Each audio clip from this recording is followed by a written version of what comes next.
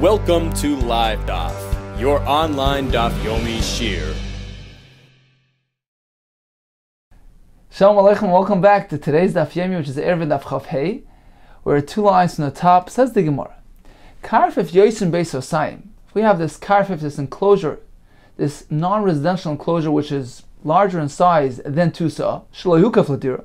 It wasn't enclosed for the sake of a residential purpose. Now he's coming to lessen the surface area, to bring it down to the 2 sa limit. If he tried to do it by planting trees in this karfif, resulting in a somewhat of a smaller surface area, to bring it down to 2 sa, lo yav a miyut. It's not considered to be a miyut. He's not lessening anything, because the lanes are part and parcel of this karfif. Actually says it's a derech to have trees in a karfif. Therefore, they're bottled to the karfif. The actual space that the trees take up are not deducted from the total area size of this karfif. And therefore, it remains a karfif, which is greater in size than 2 sa. However, bana by amud, let's say he built a post in this karfif, Gavaya Sora, 10 tfachim high, V'rachav Dalet, and 4 tfachim wide. So it's a very large size, significantly sized post. That does affect a deduction, a lessening of the total space, the surface area of the karfif, because this post is an elevated area, has a different type of designation and function than the rest of the surface area of the karfif, and therefore it deducts, it lessens from the total size of the karfif. It's considered to be a different type of area. So when we measure how large is the karfif, now it is not greater than 2 sa. Says the Gemara, if it's Gavaya Sora, V'rachav Dalet, 10 tfachim high, 4 tfachim wide, in which case it is regarded as a significantly sized post and surface area. Have a miyut. It's effective to go ahead and lessen the total space of the karfif. Pachas megimel. But let's say the surface area of this amud is narrower than 3 tfachim, in which case it falls within the limits of lavud. Generally, less than 3 is not something we reckon with, and therefore in this case, lo yav a miyut. It doesn't do anything to lessen the total surface area of the karfif. Let's say it's anywhere from 3 tfachim to 4, so that's out of the lavud number, but it's not yet a shir chashav, which is generally attributed to 4 tfachim. A makam of 4 is considered a makam chashav. So in between, it's out of lavud, but has not yet reached the point of 4 tfachim. We have a machlekes. Rava Amar have a miyut. This as well can be mamayit, can be effective to lessen the size of the karfif, because since it's out of lavud, it has somewhat of a significance to it, and it's considered to be its own space, its own usage area, and it's not included in the total surface area of the karfif. V'Rav Amar lo yav a miyut. He maintains, since it's less than 4, it doesn't have the chashivas. It cannot be regarded as its own usage space, and it's bottle to the rest of the karfif, and you have not really accomplished anything. Explains the Gemara, Rabba Amar have a miyut. It does affect a miyut here, because it has already left the confines. It's beyond the share of lavud. It's past 3, so it has chashivas. Rav Amar lo yav a miyut. No, there's no miyut taking place. The kivan de lo yav a makam dalet, since it is not a makam, doesn't have a surface space of 4 by 4 tfachim lo chashiv, doesn't have prominence and significance, and therefore it cannot be regarded as its own surface area, and is reckoned within the total share of the karfif. Let's take a look at Rashi inside, 4 lines from the top. V'lonis lav a miyut. So this is the beginning of the Gemara, where he tried to mimamayit the makam of the karfif by planting trees, hoping that the space of the actual tree would be deducted from the total space of the karfif. The Gemara tells us that's not the case. Why? So explains Rashi, the derech karfif leaves by lonis. It is acceptable and customary for a karfif to have trees in it. Therefore, the trees that are present there, don't go ahead and deduct anything from the size of the original karfif. They're considered to be part and parcel of the karfif. They're like bottled to the karfif, and the actual space of that the tree takes up is still considered to be part of the karfif and is reckoned within the total space of the karfif. However, if he builds a post, which is an elevated surface which can serve a different function than the karfif, than the floor around it, so that depends on the size of the amud. Bana by amud vafilu be'emtza, even in the middle of the karfif. By doing so, he lessened the total surface area from being larger than 2 sa. He brought it down to 2 sa. If the area is merely less than 3 tfachim, even if he, by building this amud, he effected a deduction. He went ahead and he lessened the total space, brought it down to 2 sa. Command lesidami, says, oh, it doesn't exist. Less than 3 tfachim is bottled to the karka, bottled to the karfif. We don't even notice it. This is going on to the next case, where it's beyond 3 tfachim, but not yet reached 4 tfachim. Rabbi says it works. What he means to say is as follows. Because generally we attribute chashivas, prominence, to something which is 3 tfachim in size. It leaves the restriction of loved. It's no longer loved, meaning we view it, we notice it. Therefore, in this case as well, it's considered to be something of prominence, it's chashiv, and it's not batal to the surrounding area, and therefore you will deduct the surface area of that amud from the total area of the karfif, and if it brings it down to the acceptable limit of 2 sa, then you can carry it throughout the karfif. Continues the Gemara. What if he goes ahead and he actually tries to rebuild the enclosure? Now he's not going to knock down the original mechitzas. Rather, he's going to add a new mechitza within the surface area, within the enclosure of this karfif. So this karfif is surrounded by 4 mechitzas, which were not constructed l'shem dira, for the sake of residency. So now he's going to create a new mechitza inside this enclosure, alongside the interior surface of one of those mechitzas, hoping that this new mechitza, which is being done l'shem dira, is going to change the status of the entire enclosure, because now it has, at least on one side, a mechitza which was l'shem dira. Says the Gemara, it depends where he built that mechitza.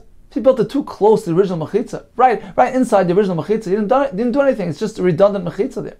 Halachically, this doesn't have a din of a mechitza. But if he spaced it far enough, he pulled it into the karfif far enough from the original mechitza.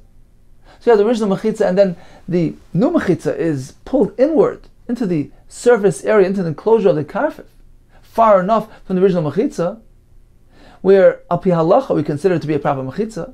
Now this mechitza, which was done l'shem dira, will transform the entire enclosure within it to be considered a makaim which is hukav l'dira. Explains the Gemara. Hirchik min ha'koisel dalit. If he built a new wall at a distance of 4 tfachim from the original wall, so he pulled in the new wall into the surface, into the enclosure of this karfif. He pulled it away from the original wall 4 tfachim, which is a shir chashiv. Generally speaking, a mechitza which creates a partition for 4 tfachim is considered to be halachically a valid mechitza. So that's effective. He has now freshly enclosed this karfif l'shem dira, and it's considered to be a residential enclosure. Pachas megimel. What if it's within 3 tfachim of the original mechitza? Less than 3 tfachim is loved. It's as though it's connected, part and parcel of the original mechitza. He has not yet created any new mechitza. Lo yhoyel, it's totally ineffective. Megimel v'adalit. What if it's anywhere from 3 to 4? Then we have that original machlokes. Rabba Amar hoyel, it's effective. Rabba Amar leinim hoyel, it's ineffective, as the Gemara explains. Rabba Amar hoyel, it works. To nafik lemiteris loved, because once it's past 3 tfachim, it leaves the share of loved, and therefore we reckon with it, we notice it. So, although generally speaking, A mechitza needs to accomplish something. It needs to create an enclosure of 4 tefachim, which in this case doesn't do. However, perhaps when it comes to the concept of hukav l'dira, it's different. Here we're merely trying to modify the karfeh. We're trying to enhance the enclosure l'shem dira. So perhaps we don't need to conform to the general guideline of a mechitza, which needs to be on 4 tefachim. In this case, Rava will hold, even if it's less than 4 tefachim, as long as it's out of the 3 tefachim lavud, we already notice it. And it's sufficient to affect an enhancement, to consider to be a modification on the karfef within it.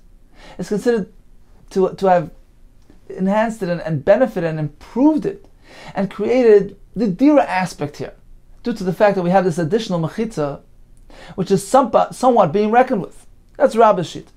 Rava Ma'ena Mile doesn't work, given lo yahavi makam dalid, lo chashiv, since he's not partitioning in makam dalid because it's within 4 tefachim, the original wall. So al pi din, al pi halacha, it doesn't seem to be a creation of a new mechitza here.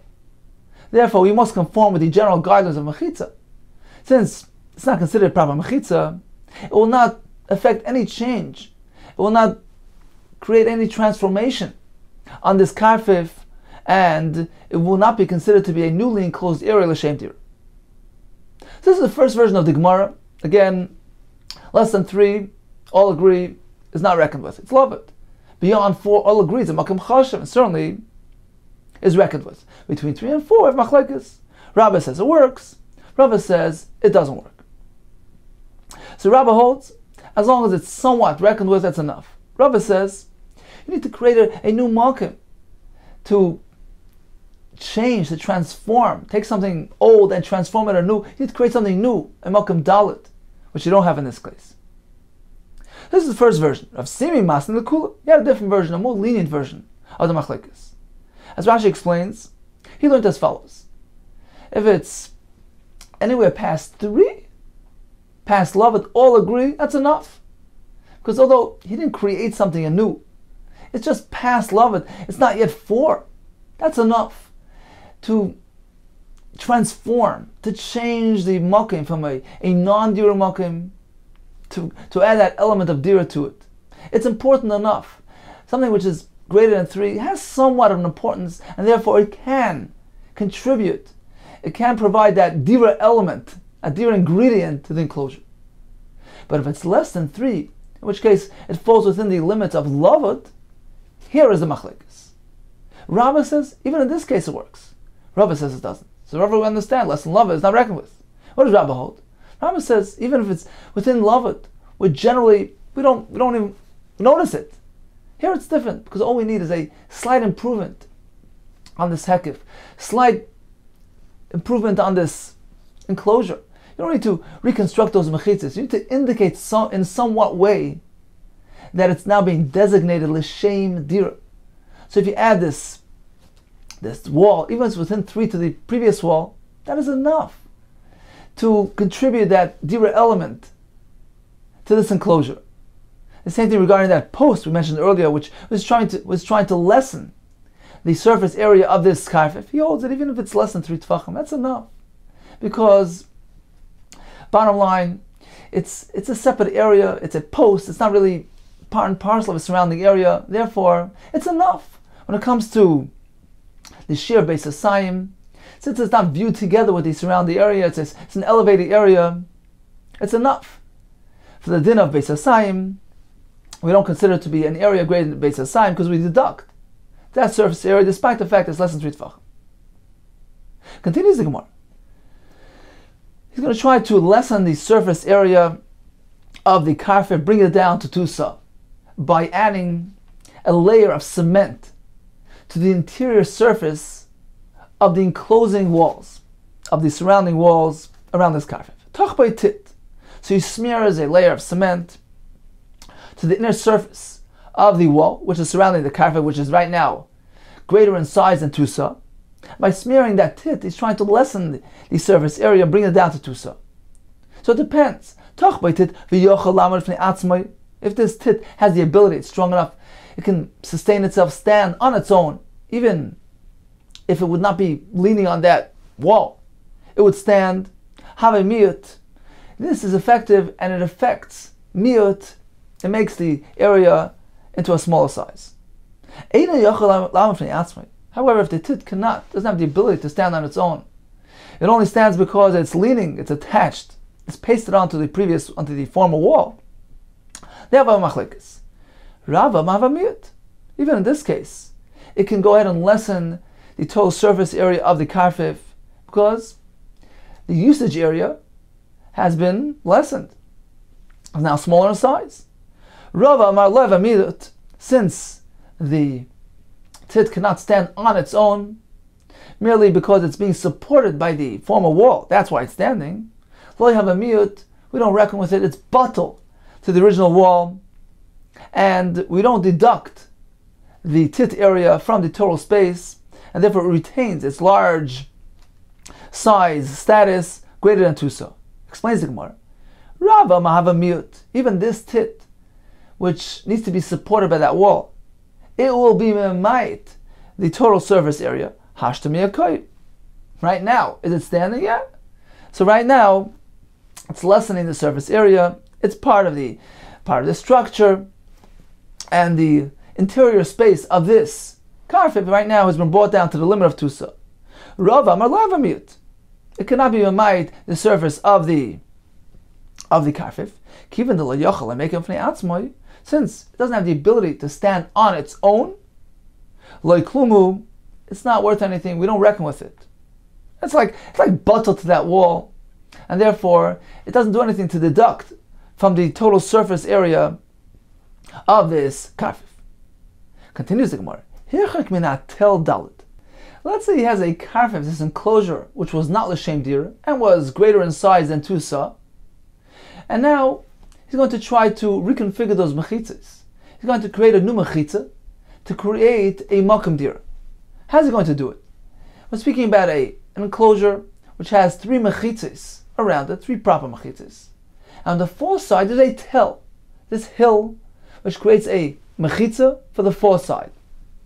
Now, he's going to make a mechitza, a new mechitza, l'shem dira, for the sake of residency, and he's going to run it alongside the interior surface of that tail, meaning within the enclosure, within the karfif.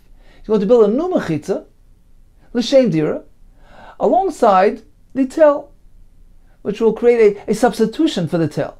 Instead of the tail now being the 4th wall of the karfif, this mechitza, which is going to be built within that tail, along the interior surface of that tail within the karfif, will now take the place of the tail, will be considered a new mechitza, the 4th wall of this karfif. Now, since this mechitza is being done l'shem dira, for the sake of residing within this karfif now will attain new status of makom hukav l'dira, and despite its large size, one should be able to carry within it. Says the Gemara, Hirchak minat tel dalit. So if this new mechitza was placed at a distance of 4 tfachim, which is a makom chashiv, from the interior surface of that mount, ba'asa mechitza, and he made a mechitza there, hayil, it's effective. It's a new mechitza, it's a new enclosure, and now this karfif has been turned to a makom hukav l'dira, and tiltal is allowed. Pachas megimel. What if it's situated less than 3 tfachim from that mound, less than lavut, in which case it's merely a redundant mechitza. It's not considered to be a new mechitza. It's like part and parcel of that tail. Oy al svasa tail. Or, let's say it was up on top of the mound. So we have the karfif with 3 mechitzas. We have the mound on the 4th side. He builds a mechitza on top of that mound, which is already a mechitza on its own. He hasn't done anything, because it's a mechitza on top of a mechitza. So, logically speaking, this is not considered a mechitza. Says, well, we have a machlekes. So, if you made it pachas megimel or al sfas hatel, on the ridge of the tail itself, in which case it's actually a mechitza on top of another mechitza. Now, the top mechitza is being done l'shem dira. Problem is, there's already a mechitza right in that same spot. So, what do you accomplish? Rav machlekes. Rav Chizda, Rav Hamnuna. Rav machlekes between Rav Chizda and Rav Hamnuna chad ha'mahoil. One says, even in this case it works. Because although it's a mechitza right next to another mechitza, or on top of another mechitza, in which case, halachically speaking, he hasn't really created a new mechitza. But it will work pertaining to the karfif, to make it into a makom mukva l'dira. Because here we don't really need a mechitza to conform to the general guidelines of mechitza according to one of these shittas. Because he's merely trying to turn this place into a hukaf l'dira. So merely redesigning those mechitzas, just providing an enhancement on those pre-existing mechitzas. With this enhancement is l'shem dira, that is sufficient to transform this enclosure into makom mukva l'dira. That's the svara of this shit. Chadam ar hoyel, even in this case, it's effective. For chadam ar loy hoyel, the other shit says no, it's ineffective, because al pi halacha, this mechitza, which is sitting on top of another mechitza, is worthless. Therefore, he has not done anything to affect change on this karfif. So machlekes Rav Chizda and Rav Huna, we're not sure who says what. Says with this time, you can actually conclude that Rav Chizda Amar Hoyel, he's the one that says that it works. The itma, as we learned, ha'osim mechitza gam mechitza. If one constructs a mechitza on top of another mechitza, Amar Rav Chizda b'Shabbos Hoyel. When it comes to Shabbos, such as in our case, it's effective. It turns the enclosure into a makom mukva l'dira and can carry throughout it, despite its large size. That's regarding Shabbos. But nichse hager loy kana. Rav Chizda agrees. When it comes to doing a kinyan by the nechosim of a ger, by the unattended possessions of a ger who passed away, his possessions become hefker. So if a person wants to be kinyan, wants to acquire this land, he must make a proper kinyan of chazaka, something which actually benefits the land, like plowing the land or creating a mechitza around it, which is an expression of ownership. So if Chizda will agree, if there's a pre-existing mechitza around this land and he simply plants another mechitza on top of it, that doesn't provide any benefit to the land. He's not enclosing, it's already pre-enclosed. So it's not considered to be a masa kinyan. He will not be kinyan. So if Chizda agrees over there, but when it comes to Shabbos, when it comes to reconstructing, to modifying the mechitzas around the karfif, to turn it into a makom mukva l'dira, he holds even a mechitza top mechitza is enough of a modification, of an enhancement to create a makom mukva l'dira. So apparently Rav Chizda is the one that holds that a mechitza gam mechitza works. That's the raya we're trying to prove. That Rav Chizda was a shita that holds it works. Rav Sheshes Samar, no, af b'Shabbos nami loy hoyel. Even when it comes to Shabbos, this mechitza on top of another mechitza is ineffective.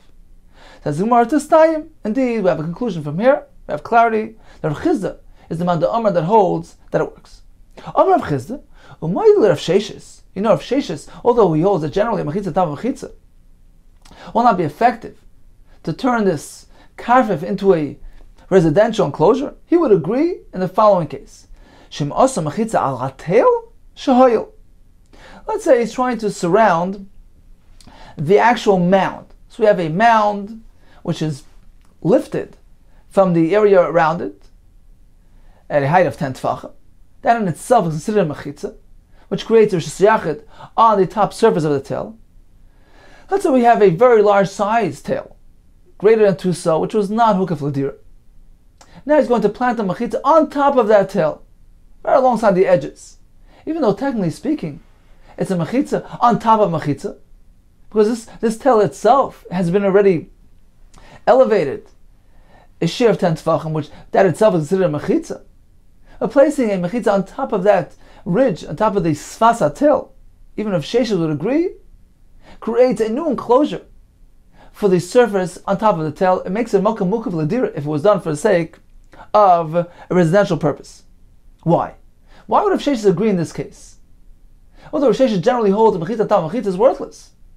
But that's only when you're trying to affect change to the surface below.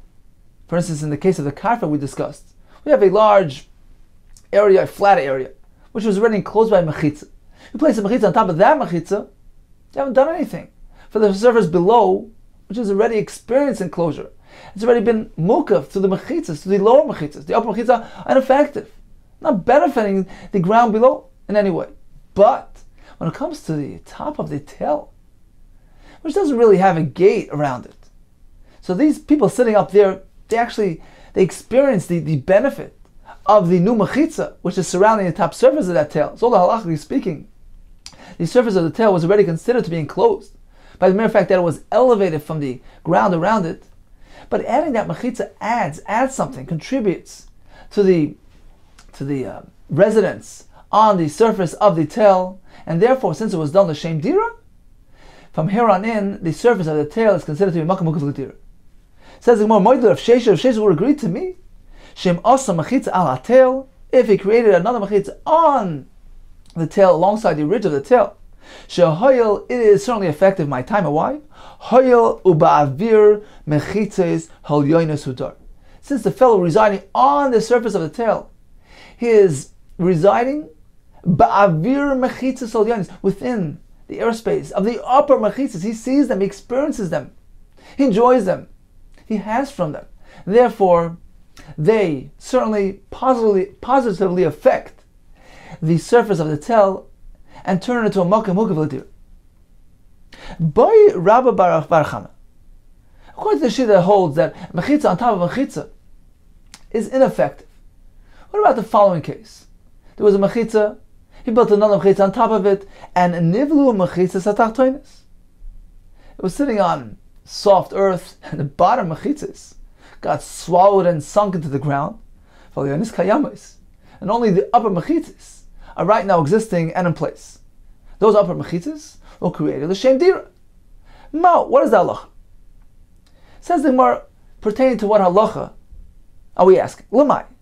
Ila nechse hager is a discussion regarding being kohen the nechasam, the ger as mentioned earlier, the ger that died without yershim. Now his nechasam are considered to be ownerless, so one would like to make a kinyan to acquire his possessions. So there was a field with a mechitza, and he built a mechitza on top of that mechitza, which the Gemara before told us that upper mechitza is ineffective. Now, what happens if the lower mechitzas get sunk into the ground, and the upper mechitzas are the sole remaining mechitzas? Has his fellow done a kinyan? The fact that he built those mechitzas, which are now the sole existing mechitzas, is that sufficient to provide him ownership, acquisition of this field? Says Gemara, Hainu du Yirmei Bira. This is similar to the case that Allah taught to us by Yirmei Bira, who told us no, the kinyan must happen at the time of the act of the masa. Since at the point in time that he built that mechitzas, it was a mechitza on top of a mechitza and ineffective, not sufficient to be considered a kinyan. So although eventually things developed in a manner where the sole remaining mechitzas were the ones that he built, that's insufficient to be koined the nechasm the ger. Let's see the Gemara. The Omar Yirmei Bira, Omar B'Yehuda. Haiman the Shada Lifta. One tosses a turnip seed, Pila the Ara de Ger, into a pre-existing pit or crack in the land of the ger who passed away. So he didn't really touch the land, he didn't plow it, he didn't really do a kinyan, he just threw a pit in there, a seed, so that eventually it could take root and grow. So this act is not a masa kinyan. It doesn't benefit the land. So at this point there was no kinyan. V'asi Yisrael achrina, and another Yisrael came along, Rafik Bepurta. He plowed a bit in the land, which is a masa kinyan, which benefits directly the land. Basra kani, kamaloi kani. The second fellow was kaina because he did a proper kinyan. But the original fellow did not do any kinyan, and therefore he is not kaina. So Basra kani, the second one is kaina, and the first one is like kaina, is not kaina. Although his turnip is going to blossom and grow and certainly benefit the land. My time of why was the first one not kaina? Be'idna the shada. At the point in time when he threw that seed in there, like a shavach, he didn't benefit the land. There was no shvach applied to this land. Kika shavcha. Eventually, when there was a shvach, when his plant grew and blossomed, when the land benefited from this plant, it was it was on its own. It just happened. It took root and it started growing. It wasn't a direct act on account of the first Yisrael.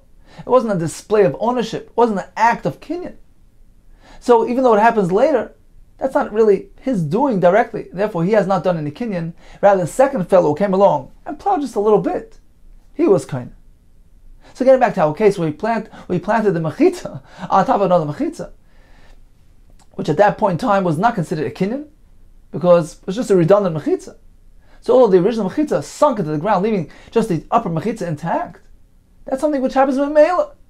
It's not a direct act upon which was affected by that first Yisrael, which was accomplished by the original person, and therefore it's not considered to be a Maaseh Kinyan. So regarding Nichsa Ger, this is clear, it wouldn't work. Are you asking regarding Shabbos? Meaning, the Gemara at this point figures, certainly during an ordinary weekday this would work. So if he goes ahead and builds a mechitza, l'shem dira, on top of a pre-existing mechitza which was not l'shem dira, and it's a Thursday afternoon, the original mechitza sinks into the ground, leaving the upper mechitza intact. Certainly comes Shabbos, this area is a karfa hukif l'dira, and one can carry throughout it, despite its large size. The question is, let's say this happened on Shabbos itself. The lower mechitzas sunk into the ground, like the wall around Yerichai, leaving the upper mechitzas intact. Shall we say, well, it's like a newly constructed mechitza around an area. So all this place was already previously enclosed by the original mechitza, but it wasn't l'shem dira. It now acquired a new type of mechitza, a dira mechitza. Should we consider this to be a newly constructed mechitza which took place on Shabbos? It might be problematic. It says Gemara, "V'elu in Shabbos have a mechitza hanasa b'Shabbos." It should be regarded like a mechitza which was constructed on Shabbos, and therefore, is that the question here? And we learned in the Brisa that certainly works. With Tanya kol mechitza hanasa b'Shabbos, bein b'shagi bein b'mezid, shema mechitza. Whether b'shagi b'mezid, a mechitza constructed on Shabbos, even if it was done by Isser, fact is, you have a mechitza here, and can carry throughout the mechitza. So in this case as well, a mechitza which was done on Shabbos, certainly in this manner, which was memela, it happened on its own, mechitza is considered to be a proper mechitza.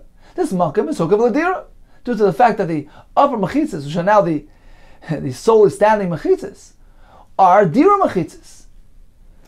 Says the Gemara, but it's not so simple. Lav itmar lo. Haven't we learned a pshat on this price? Amar of Nachman lo yishanu. The allowance to use mechitzas which were constructed on Shabbos is only elul lizrik, only minat Torah. It's considered to be a proper enclosure. Shesayachid, for instance, if one throws an object into this area from a shesra mischayev, aval l'taltal asur. But midrabanan, we don't consider this to be a mechitza. For instance, l'taltal, to carry throughout this entire enclosure, we don't consider this to be a proper shesayachid. Says the Gemara, no. Ki etmar Rav Nachman, amazed etmar. Rav Nachman was referring specifically to a case where one constructed those mechitzas on Shabbos, amazed intentionally to do an isser, he did an isser. Therefore, there's a knas. Apparently, you cannot carry throughout these mechitzas. But otherwise, mechitzas are certainly valid, even for the sake of carrying within them. So the Gemara concludes that in our case, where the bottom mechitzah sunk into the ground on Shabbos, leaving the upper mechitzah in place, since those mechitzas were constructed l'shem dira, this karfif now is a mokum ukvel dira and is mutar b'tilta. Continues the Gemara on the topic of the nichse hager, which requires a proper kinyan. Hayitzisa, there was a story with this woman. The avda mechitza gab mechitza b'nichse hager. She constructed one mechitza on top of another mechitza, which was enclosing the nichse hager, and her intent was to acquire the nechasim in this manner. So what happened? Asa ugavra. This other person came along. Rafag b'purta, he plowed a bit in the karka for the sake of being kind. Asal kamed Rav Nachman. So he came before Rav Nachman. Ukma biyade. He granted the land to this fellow because he did a proper kinyan. He directly benefited the land by plowing. Asas I. So this woman came along, v'kotzavcha, and she cried out to Rav Nachman, kotzavcha kamei, before him, how can you give it to the other fellow? Look, I constructed this whole wall here to be kind of him. Why are you giving it to him? Amar Las, Rav Nachman responded, my avidlach, what can I do for you? You didn't do a proper chazaka, the way people customarily do. Meaning, your mechitza was useless and redundant. It was sitting on top of another mechitza. It wasn't benefiting the land whatsoever. It's not a proper kinyan. Therefore, I must give it, I must grant it to this other fellow who did a proper kinyan. Okay, so in conclusion, we spoke about a karfif, which was larger than two sa, which was not hukaf ladira. The Gemara tells us there are two methods that can be applied to allow carrying this karfif. Number one is called miyut, lessening the total space of this karfif to bring it down to two sa. Number two will be creating a new mechitza, which was done for the sake of dira, which will transform this enclosure to a makam which is hukaf ladira. Let's discuss miyat first. So if he's going to try to do that by planting trees and lessening the total surface space of the karfif beside it, the Gemara says that's ineffective, because a karfif is meant to have trees. The trees are a fixed feature in a karfif and are batal to the karfif, and therefore cannot be deducted from the total space of the karfif. What if we created this tall post? So if it's 4 tefachim wide, it's a makam chashav. It constitutes a new usage area and is not included in total surface area of the karfif beside it. Therefore it deducts from its total size.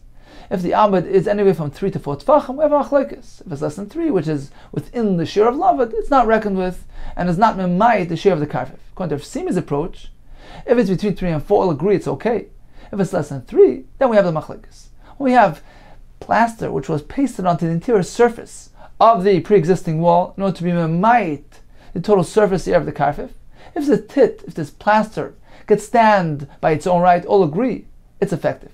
If it cannot stand by its own right, if it needs to be supported by the wall, we have a machlekes whether or not it's effective.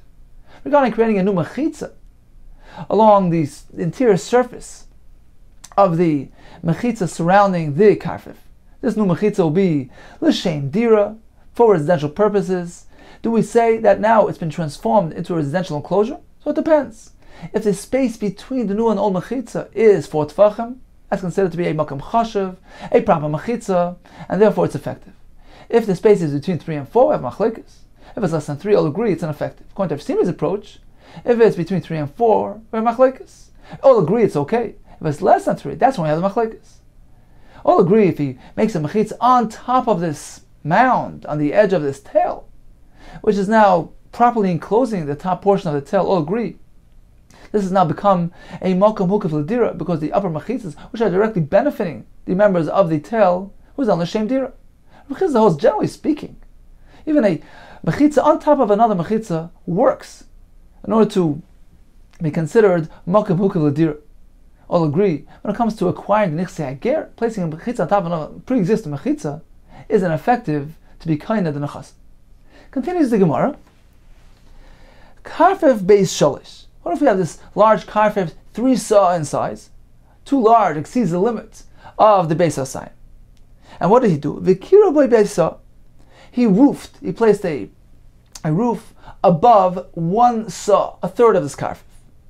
Shall we say that he has now separated that beis saw from the rest, and now you have 2 parts of this karfif, unrelated to each other, each one within the limit, the permitted limit? This is beis saw, and the rest is only 2 saw, so you're okay? Or do we say it's considered to be still 1 large area which exceeds the limit of 2 saw?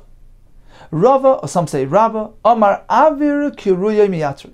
The space, the Avir underneath its roof, Miyatre, gets added to the rest of the area, meaning we consider it to be 1 large enclosure. You cannot separate between 2 portions. Rav Zera Amar, Ein Avir Kiruya Miyatre. The space underneath the roof does not get added to the rest of the area, and therefore we have a roofed area which is merely a saw, small in size. We have the rest of the karfif, which is merely 2 saw, and therefore it's within the limit, and you can carry throughout it. He holds that underneath the roof is a separate area, and it cannot be added to the rest, and cannot result in a large size karfif. Says more lema, shall we say, Rabba Rav Zera. This machlekes, beplukta the Rav Shmuel kamifliki. They're actually having a similar machlekes, as we find between Rav and Shmuel, regarding a roofed area. The itma, as we learned, achsadra bebika. Achsadra is a freestanding sailing, a terrace standing supported by poles, sitting out in a bika, in a valley. This achsadra has no mechitzas whatsoever. Rav Amar mutul taltal bekula. One may carry underneath this achsadra due to the fact that there's a ceiling here. Shmuel Amar ema taltan el badal damis. One cannot carry under this roofed area because it's a carmeless. It has no mechitzas around it. Explains the Gemara. Rav Amar mutal taltal bekula. One can carry throughout this achsadra. Amrinon pi tikru yoid v'soisim. We apply the concept of pi tikra, the mouth, the edge of that ceiling, meaning when you're facing a ceiling, so the ceiling has a front surface, which is a vertical surface. When you're facing it, it appears like you're entering a new area. That front surface, the edge of that front surface, appears like it's heading downward. descending. Yored v'soisim. Taisus later explains it's like a Pesach. It makes that formation of an entranceway. It's not from Lachamash Sinai. And that creates an enclosure to the area underneath it. So Rav says we apply that concept here as well, even though we're merely speaking about a freestanding roof without any mechitzas. That roof is considered to be Yored v'soisim. It creates that enclosure, and the space underneath it is Rosh Hashanah. Amrinan Pitiku Yored v'soisim. Shmuel Amar, he says no. You cannot carry underneath this achsadra, regarded as a carmeless. You can only carry within 4 amas. Why? We don't apply the concept of pitikra, the edge of the ceiling comes down and blocks off, because it's an unenclosed area. It's not a roof on top of mechitzas. You need to at least have at least one mechitzah. So the roof is roofing in an enclosed area, but no mechitzah, a freestanding roof. It doesn't come down and close off the area. So apparently, says the Gemara, Rava, who told us that when we cover up a part of the karfif with a freestanding roof, underneath that karfif is considered to be a separate domain from the rest, and therefore is deducted from the total area space of this karfif. He holds, like Rav, that even in this case of a freestanding ceiling, we apply the concept of pitikra yored v'soisim. Whereas Reb Zera disagrees. He holds like Shmuel. We will not consider this roof as though it's coming down. Therefore, the space underneath that roofed area connects itself with the rest of the karfif for a total of 3 sa, which exceeds the limit. Says the Gemara, not necessarily so. If this roof on top of the karfif was a properly constructed roof, was a flat roof, in which case we have that front surface of that roof facing you, and the edge of that surface appears to be heading downwards, even Rabbah would agree to Rav's shita that we apply pitikra yored v'soisim even in an unenclosed area which is covered by a roof. Hachanami, certainly Rabbah would hold like Rav that we consider to be an enclosed area. Hachamayaskinan, you know what we're speaking about over here? Our machlekes between Rav and Rav Zera by the karfif. We're not speaking about a flat roof. The avda ki arzila, it was fashioned like arzila is an addition to a home. So you have a flat roof, and then you have that addition with the roof going diagonally downward. So the bottom surface, the front surface of that roof is not vertical. It's facing downward. So you can't apply the concept of pitikra yored v'soisim. It doesn't have that same effect like a flat surface facing you, which appears to be heading downward. And therefore, Rava maintains, in this case, you can't apply the concept. Generally, I agree to Rav. We apply that concept to a roofed area. This case is different. And therefore, we cannot separate the roof portion from the rest of the karfif. And therefore, we have a total of 3 sa, and you're also to be metal. Apparently, Rav Zera disagrees. He says, if it's underneath a roofed area, even with a slanty roof, it's considered to be a separate area from the rest, leaving you with 2 parts to this karfif. One is merely a size of sa, and one 2 sa, and they're both mutter b'tilta. Reb Zera, Umadina, I agree, I will admit, in the following case, that it's us. Bekarfif, shenifratz b'maloi l'chatz. We have a karfif which is merely 2 sa in size, but it was nifratz b'maloi l'chatz. It was breached entirely, meaning one of its walls was completely demolished, and now it's been exposed to a chatz, a courtyard. She'asar, in this case, I agree, it's us. My time, why? Hoyel va'avir chatzer me'yatroi. Because the airspace of the courtyard will be added to the karfif, which will now total a surface area of greater than 2 sa, and it's awesome. So although I disagree when it comes to a roofed area, I say, well, it's a separate area and it cannot be added to the total. But in this case, this karfif has now exceeded its limit because it's been exposed to a chotzer. And that surface gets added to the karfif, creating a large size karfif greater than 2 sa. Maskef Rav Yosef. Rav Yosef challenged this statement. Well, how can you say the karfif now is also? The chotzer is a makom hukaf l'dira. It's enclosed for residential purposes. It cannot be added to the total area of lo hukaf l'dira. Why would you say that? It's a residential enclosure. Now, perhaps there's another concern, because we have 2 areas adjacent to each other, which are breached to each other. Perhaps, since they're 2 separate usage areas, where you cannot really transfer from one to the other, which is the Shitas Chacham, they hold even 2 outdoor areas, like a Chatzar, a Karfif, a Gina, a roof. Outdoor usage areas are considered to be separately designated areas, and one cannot transfer a cleave from one to the other. It's like taking from one shus to the other. It resembles Sarabim. That's Shittas Chacham. What Shittas Reb Shimon is that anything outdoors doesn't have sufficient use, sufficient designation for personal use. It's not like a person's dwelling, like his home. It's like an indoor area. An outdoor area is not so chashav, doesn't have prominent usage that we should be concerned regarding transferring from one type of area to the other. He holds all these different varieties of outdoor usage areas, a courtyard, a karfif, a gin, a gag. It's all considered to be one happy family. One can transfer freely from one to the other. So Rabbi Yosef challenged the statement of Zera. He says, what's wrong with a karfif being exposed to a chatzar? Since according to Rabbi Shimon, you can transfer one to the other. They don't interfere with each other. So even if it's totally breached to the chatzar, there'd be no reason to disallow carrying the karfif. So number one, the karfif is a makam hukav l'dir. It's a residential area. I will not increase the size of this karfif. Shlo yukav l'dir. The chatzar doesn't relate to that. The chatzar is a residential area. The karfif itself is merely 2 sa in size. So although the karfif was not hukav l'dir, but it's merely 2 sa. It's within the limits. So what's the problem? Is it because it's been exposed to a different type of usage area? Is the space of the chatzar which is mutaloi, from which you can transfer from the karfif. You can transfer back and forth according to Reb Shimon. Oishrei will be oiser the karfif. Why should it do so? What's the problem? So you challenge Reb Zera's halacha. Amalei Abaye, come on, Reb Shimon. Are you working with Reb Shimon's concept that 2 outdoor areas are designated as one and the same, which allows transfer from one to the other? Therefore, there's no concern with this karfif, which is b'ritzu achacha. Is that what you're basing your challenge on? Says Abaye, even according to Reb Shimon, there's a concern here. The Reb Shimon nami ha'ika aver makam mechitzis. What about the space of the mechitzis themselves? The karfif was formerly properly enclosed, now lost its mechitzah, was nifratz l'chatzah. The chatzah itself doesn't pose any concern here. Doesn't interfere with the karfif whatsoever. The problem is that the size of the karfif has now been increased due to the fact that those mechitzas which were formerly in existence now disappeared. So the space of the mechitzah itself now gets annexed to the karfif, resulting in a larger karfif, larger than 2 sa. It's a makam lokav l'dira, larger than 2 sa, therefore it's awesome. That's the pshat Reb Zera, says Abaye. Ha'ika aver makam mechitzas. We have the space of the mechitzas, which gets added to the total area of the karfif. How do we know that the space of a mechitza, a place which hosted a mechitza, will be considered like part of the interior space of the karfif and will be added to the total? How do we know that concept is true? Says Abaye, I'll bring you a right. The Rav Chizda. Rav Chizda taught us this concept.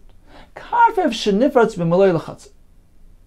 So a similar case, we have a karfif which has been totally breached on one side to a chatzar. Says Rav Chizda, chatzar muteras, the karfif aser. You can continue carrying the chatzar, but the karfif, due to the fact that it's been totally breached to the chatzar, you can no longer carry that karfif. Let's analyze Rav Chizda's halacha. Whose shita is he basing it on? Is he following the Rabbanan? Let's work with that. He holds that 2 outdoor areas are considered to be 2 separately designated areas where you cannot transfer one to the other. So that explains why the karfif can no longer carry, because he's exposed to a chatzar, which is a different type of area, and therefore the 2 areas interfere with each other and can no longer carry the karfif. However, in the chatzar, there's no concern, because let's remember the chatzar is wider than the karfif. Therefore, although the karfif has been totally exposed to the chatzar, lost its wall, but the chatzar still has some remnants of its wall, 2 overlapping portions on both sides of that karfif, on either side of that pirza. Therefore, for the chatzar's sake, there's no pirza, it's merely a pesach. So the chatzar is considered to be adequately separated from the karfif, and therefore the chatzar can carry. Is that the pshat of Chizda? That's why the karfif can carry and the chatzar can? Chatzar my timer. Why does Chizda tell us the chatzar is allowed to carry and the karfif not? Why is the chatzar different? The isla gefufe, because it has those overlaps on either side of the pirza, and that creates a pesach and separates the chatzar from the karfif. Is that the reason? Whereas the karfif doesn't have overlaps because it's a narrow karfif. Its wall has been completely breached. It's been completely exposed to the chatzar next to it. Is that an absolute fact? It's merely circumstantial. Sometimes you can have just the opposite. V'zimnin, sometimes the mishkachas le'ifcha, you find just the opposite. For instance, the karfif is wider than the chatzar, in which case it's the chatzar who lost this entire wall, but the karfif has overlaps. So in this case, the karfif should be mutter and the chatzar should be asa. So why is Rav Chisda stated as an unequivocal fact, an absolute halacha, that the chatzar is mutter, the karfif is asar? Depends on the circumstance. So apparently that's not the pshat of Rav Chisda. Apparently Rav Chisda is following Rav Shimon Shita. The fact that we have a karfif next to a chatzar, both outdoor areas, they don't interfere with each other. Ella, rather mishum, why is the karfif asar? For an entirely different concern. Because the karfif has now been enlarged due to the fact that the mechitza fell apart. The space of that former mechitza gets added to the total area of the karfif, resulting in a large area of karfif greater than 2 sa, and therefore it's asar. Ella mishum na'amrina, ze, this, meaning the karfif, which cannot be larger than 2 sa because it's not hukaf l'dira. Ze avir mechitzas miatre, the space of the pre-existing walls that collapsed, gets added to the space of the karfif, resulting in a large karfif. Therefore it's also. Regarding the chatzar, the space of the mechitzas do not get added, don't create a concern regarding the size of the chatzar, because the chatzar is a residential area, can be any size you want. So that's the pshat of Chisda. And this supports Rav Zera's halacha, who told us that the space of the former mechitza gets added to the space of the karfif, resulting in a larger karfif, larger than allowed.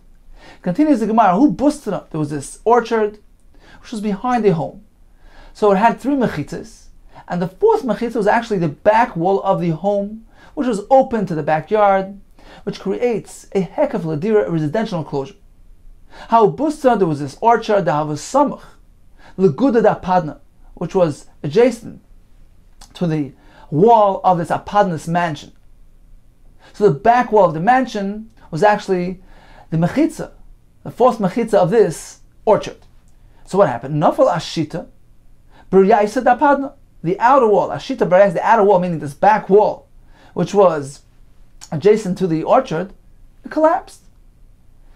Now, we don't have that wall, but we have the other walls. The remaining walls of that mansion are still standing in existence. And right now they are going to be the 4th side of this enclosure. Savra Abivi Lemeimer, Abivi figured to say, Lismech, let's rely, Aguda Gviyasa, on those interior walls. Amalei Papi, he didn't like this. Mishum Da'asu Mimuloi, because you come from the family which is cut off. Rabbi was the son of Abaye, you came from the family of Beis Eli, which were given a punishment to live short lives. So you came from a cut-off family. Because of that, Amrisu Milu Milyasa, you go and you relate cut-off things, improper statements, improper halachas. It's incorrect. You can't rely on those mechitzas. Why? Hanach mechitzas, those other walls, L'gavoy Avidan, they were formed and constructed for the interior of the home, not to serve as a mechitzah for the backyard, for the orchard. L'veroy Avidan, they weren't created for the outside, for the backyard, and therefore they cannot be applied to the bustan of this backyard to make it a mukha l'dira. So if the wall, which is actually bordering the bustana, collapsed, this bustan now no longer has a hekef l'dira, and therefore you cannot carry throughout this bustana. Okay, time for a brief chazorah of today's daf. We began with a karfif, which was larger than 2 sa, which was not hukaf l'dira. We can apply 2 methods, either lessen the size of that karfif, or to actually create a new mechitza, which will make it a mukaf l'dira. Gemara tells us trees don't do anything to the size. A post, if it's large and size significant, will actually affect change, because it will lessen the total area space of that karfif. If it's 4 tfachim in size, it works. Between 3 and 4, we have machlekes. Less than 3, it's ineffective. According to Simi, between 3 and 4, it works. Less than 3, we have machlekes. We plastered tit onto the interior surface of that wall. If it's freestanding tit, it could stand on its own, it works. If it cannot stand on its own, it needs to be supported by that wall, we have machlekes. If we create a new mechitza within this enclosure, l'shem dira, if we distance it 4 tfachim from the pre-existing wall, all agrees that it works. Between 3 and 4, we have machlekes. Less than 3, all agree that mechitza is ineffective. According to Rav Simi, between 3 and 4 it certainly works. Less than 3 we have machlekes. All agree if he places a mechitza at the edge of a tel, so he surrounds the upper surface of a mound with a mechitza, all agree. He has now made that tail into a mukha l'dira, and you can carry throughout that tail despite its large size.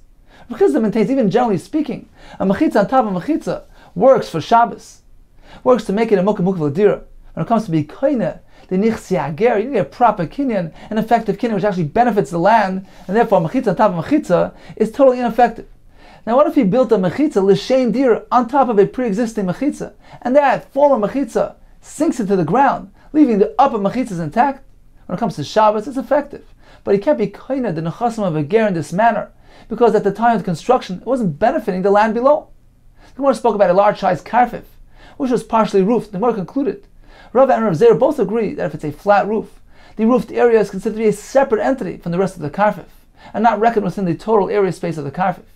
But if it's a slanty roof, according to Rava, it's ineffective. According to Rav Zeir, even in this case, the roofed area is considered to be a separate portion. Even Rav Zeir would agree that if a wall falls apart, it collapses, that space of that former mechitza gets added to the interior surface of the karfif, resulting in a large-sized karfif. And if it's greater than 2 sa, you cannot carry within it. The Gemara concludes that the wall adjacent to the bustana will only be effective if it was formed and constructed for the sake of enclosing that orchard. But you cannot use the rest of the mechitza of the home, which were constructed for the interior use of that home.